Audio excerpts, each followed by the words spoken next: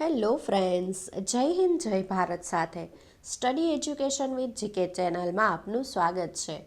આજનો વિડીયો આવનારી તમામ પરીક્ષામાં ઉપયોગી થાય તેવા ગુજરાતી વ્યાકરણના ટોપિક પર બનાવવામાં આવ્યો છે. આ વિડીયોમાં સંધિ છોડો, સંધિ જોડો, જોડણી, રૂઢિપ્રયોગ, કહેવતો, સમાનાર્થી શબ્દો, વિરુદ્ધાર્થી શબ્દો વગેરે જેવા ટોપિકને આવરી લેવામાં આવ્યા છે. તો વધારે ટાઈમ વેસ્ટ ન કરતા આ વિડીયો જોઈએ.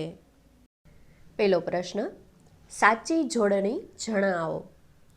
તો ફ્રેન્ડ્સ, કઈ જોડણી છે જે સાચી છે? ઓપ્શન એ, બી, સી કે ડી? તો જવાબ થશે ઓપ્શન એ, આંબાવાડિયું. ત્યાર પછી, ગાંધીજી અસત્ય અને અહિંસાના કટ્ટરવેરી છે. આ વિધાનમાં કયો અલંકાર છે? ઓપ્શન એ, વ્યાજસ્તુતિ અલંકાર. ઓપ્શન બી, અનન્યવય અલંકાર. ઓપ્શન સી, અતિશયોક્તિ અલંકાર કે ઓપ્શન ડી, વ્યતિરેક અલંકાર? તો જવાબ શું થશે મિત્રો? યસ, ઓપ્શન એ, વ્યાજસ્તુતિ અલંકાર. ત્યારબાદ, સંકલ્પ શબ્દની સંધિ છૂટી પાડો. તો કઈ સંધિ થશે સંકલ્પની? યસ, ઓપ્શન બી, સમ વત્તા કલ્પ એની સાચી સંધિ છૂટી પડશે. ત્યાર પછી, પથ્થર થરથર ધ્રુજે પંક્તિમાં કયો અલંકાર છે? ઓપ્શન એ, ઉત્પ્રેક્ષા અલંકાર. ઓપ્શન બી, રૂપક અલંકાર. ઓપ્શન સી, ઉપમા અલંકાર કે ઓપ્શન ડી, સજીવારોપણ અલંકાર? તો અહીંયા શું કીધું છે? પથ્થર થરથર ધ્રુજે. તો એ કેવું થઈ ગયું? એક સજીવ જેવું થઈ ગયું, ધ્રુજે. તો જવાબ શું થશે આના પરથી? યસ, ઓપ્શન ડી, સજીવારોપણ અલંકાર. ત્યારબાદ, પાણી વગરની રેતાળ જગ્યા શબ્દ સમૂહ માટે એક શબ્દ આપો. Option A, મરુભૂમિ. Option B, Kharo Pradesh. Option C, ઉષ્ણ પ્રદેશ કે ઓપ્શન ડી, શીત પ્રદેશ? તો જવાબ શું થશે? પાણી વગરની રેતાળ જમીન. તો જવાબ થશે મરુભૂમિ, એટલે કે ઓપ્શન એ. ત્યારબાદ, નીચેનામાંથી રૂઢિપ્રયોગ શોધી બતાવો. ઓપ્શન એ, સુડી વચ્ચે સોપારી. ઓપ્શન બી, મા વિના સૂનો સંસાર. ઓપ્શન સી, ઝીણો પણ રાઈનો દાણો. ને ઓપ્શન ડી, બોચી પર કાકરો મૂકવો. તો અહીંયા શું કીધું છે આપને? રૂઢિપ્રયોગ શોધીને બતાવવાનો છે. તો જવાબ થશે ઓપ્શન ડી, બોચી પર કાકરો મૂકવો. ત્યારબાદ, ખોટી જોડણી જણાવો. ઓપ્શન એ, પીંપુડું. ઓપ્શન બી, કિમ્યો. ઓપ્શન સી, સુરીલું. ઓપ્શન ડી, ફુદીનો? તો જવાબ શું થશે? યસ, ઓપ્શન ડી, ફુદીનો. ત્યાર પછી, ખોટી જોડણી જણાવો. ઓપ્શન એ, વિકરાળ.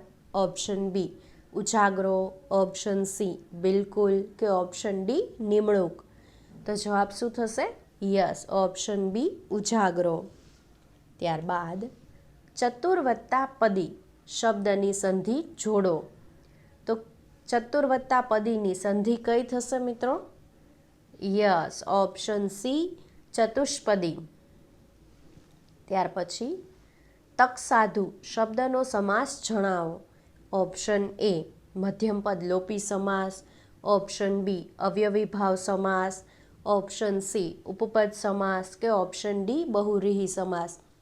તો તકસાધુ છે તે શબ્દનો આપણે વિગ્રહ કરીએ તો શું થાય? તો કે તકસાધુ એટલે કે તકને સાધનાર. તો પાછળ શું આવ્યું? નાર આવ્યું. તો નાર હોય તો એ કયો સમાસ થાય? ઉપપદ સમાસ થાય. એટલે આપણો જવાબ થશે ઓપ્શન સી, ઉપપદ સમાસ. ત્યારબાદ, નવરાત્રિ શબ્દનો સમાસ જણાવો. ઓપ્શન એ, બહુવ્રીહી સમાસ. ઓપ્શન બી, દ્વિગુ સમાસ. ઓપ્શન સી, મધ્યમપદ લોપી સમાસ. ઓપ્શન ડી, કર્મધારય સમાસ? તો અહીંયા આપણે નવરાત્રિ શબ્દ છે તેનો વિગ્રહ કરીએ તો શું થાય? તો કે નવરાત્રિનો સમૂહ. તો શું થાય? તો કે આગળ નવ પણ આવ્યું અને પાછળ સમૂહ પણ આવ્યું. તો જવાબ થશે ઓપ્શન બી, દ્વિગુ સમાસ. ત્યાર પછી, તટે વિજન નાવ તે સ્થિર નાગરેલી પડી પંક્તિનો છંદ ઓળખાવો. ઓપ્શન એ, પૃથ્વી. ઓપ્શન બી અનુષ્ટુપ, ઓપ્શન સી હરિણી, ઓપ્શન ડી શિખરીણી. તો જવાબ શું થશે? યસ, ઓપ્શન એ પૃથ્વી. ત્યારબાદ સખી શબ્દ માટે નીચેનામાંથી કયો પર્યાય સાચો છે? ઓપ્શન એ સૌમ્ય, ઓપ્શન બી અલી, ઓપ્શન સી અલી, ઓપ્શન ડી ભાર્યા. તો કયો જવાબ થશે? યસ, ઓપ્શન સી અલી. જો ઓપ્શન બી વાળું જે અલી લખ્યું છે તે શું થાય? તો કે એ અલી એટલે ભમરો થાય. પણ સખી છે તેનો જવાબ શું થશે? તો કે દીર્ઘય અલી, એટલે ઓપ્શન સી અલી. ત્યાર પછી નીચેનામાંથી કયો છંદ 17 અક્ષરનો નથી? ઓપ્શન એ હરિણી, ઓપ્શન બી પૃથ્વી, ઓપ્શન સી મંદાક્રાંતા ને ઓપ્શન ડી વસંત તિલકા. તો જવાબ શું થશે? યસ, ઓપ્શન ડી વસંત તિલકા. ત્યારબાદ ઊંચો દીપે ઘુમટ ફરીથી વ્યોમ કેરો વિશાળો. પંક્તિનો છંદ ઓળખાવો. ઓપ્શન એ મંદાક્રાંતા, ઓપ્શન બી સ્ત્રગધરા, ઓપ્શન સી પૃથ્વી, ઓપ્શન ડી હરિણી. તો જવાબ શું થશે? યસ, ઓપ્શન એ મંદાક્રાંતા છંદ. ત્યાર પછી સોપારી માટે નીચેનામાંથી કયો પર્યાય સાચો છે? ઓપ્શન એ શ્રીફળ, ઓપ્શન બી ફોફળ, ઓપ્શન સી તાંબુલ, ઓપ્શન ડી રેણુ. તો સોપારીનો સમાનાર્થી શબ્દ કયો થાય? તો કે ફોફળ થાય, એટલે કે જવાબ થશે ઓપ્શન બી. ત્યારબાદ નિષેધાજ્ઞા શબ્દની સંધિ છૂટી પાડો. ઓપ્શન એ નિષેધા વત્તા જ્ઞા, ઓપ્શન બી વિષેધ વત્તા આજ્ઞા, ઓપ્શન સી નિષેધા વત્તા આજ્ઞા, ઓપ્શન ડી નિષે વત્તા ધાજ્ઞા. તો જવાબ શું થશે? યસ, ઓપ્શન બી નિષેધ વત્તા આજ્ઞા. ત્યાર પછી હાથી માટે કયો પર્યાય સાચો છે, એટલે કે સમાનાર્થી? ઓપ્શન એ કુંજર, ઓપ્શન બી હથ, ઓપ્શન સી કંથા, ઓપ્શન ડી મૃગેશ. તો હાથી માટે કયો શબ્દ સમાનાર્થી થશે? યસ, ઓપ્શન એ કુંજર. ત્યારબાદ સાચા તોય કાચા જાણે કાચના બે કાચલા. પંક્તિનો અલંકાર જણાવો.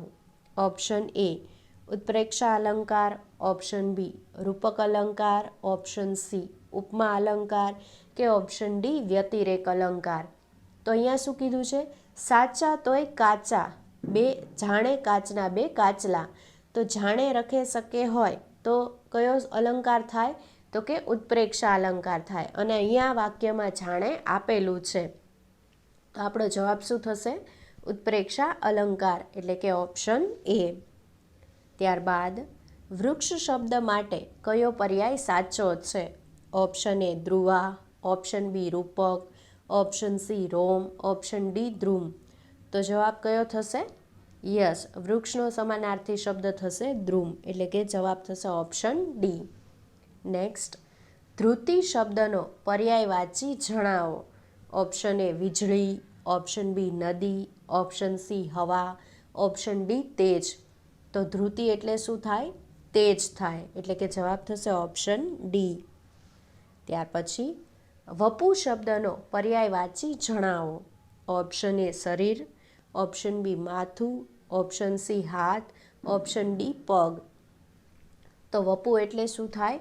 તો કે શરીર થાય, એટલે કે જવાબ થશે ઓપ્શન એ. ત્યારબાદ કહેવત ઓળખી બતાવો. ઓપ્શન એ ભીત ભૂલવી, ઓપ્શન બી ગળથુથીમાં મળવું, ઓપ્શન સી જીવ હેઠો બેસવો અને ઓપ્શન ડી ખાલી ચણો વાગે ઘણો.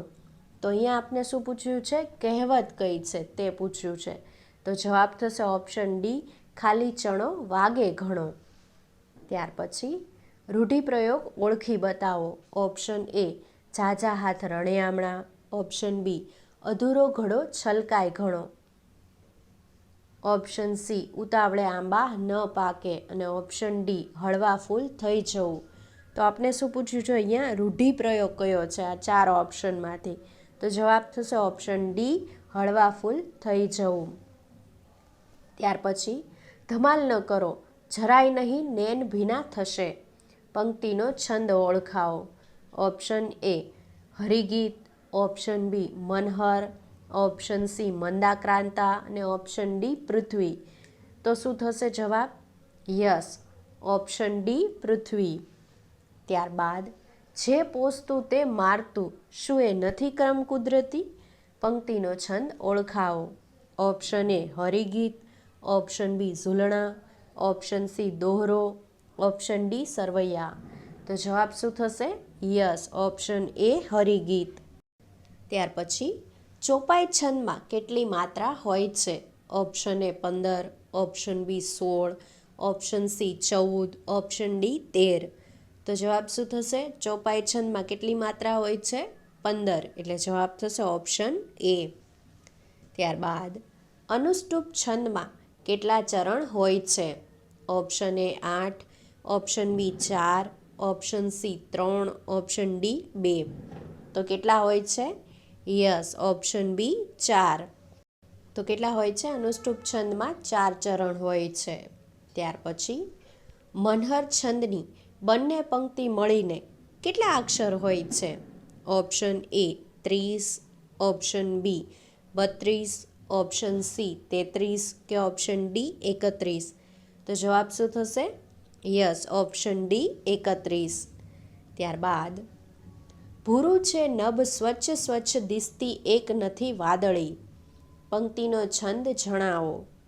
ઓપ્શન એ સ્ત્રગધરા, ઓપ્શન બી અનુષ્ટુપ, ઓપ્શન સી હરિણી, ઓપ્શન ડી શ્રાદુલ વિક્રીડિત. તો જવાબ શું થશે? કયો છંદ છે? પંક્તિમાં ભૂરું છે નભ સ્વચ્છ સ્વચ્છ દિસતી એક નથી વાદળી. તો જવાબ થશે ઓપ્શન ડી શ્રાદુલ વિક્રીડિત. હેલો ફ્રેન્ડ્સ, જો તમને આ વિડીયો ગમ્યો હોય તો લાઈક, શેર અને કમેન્ટ જરૂરથી કરજો. અને હા ફ્રેન્ડ્સ, સબસ્ક્રાઈબ કરવાનું ભૂલતા નહીં. સાથે સાથે બાજુમાં આવેલા બેલ આઇકનને જરૂરથી પ્રેસ કરજો, જેથી કરીને નવા આવનારા વિડીયોની નોટિફિકેશન મળતી રહે. Thank you.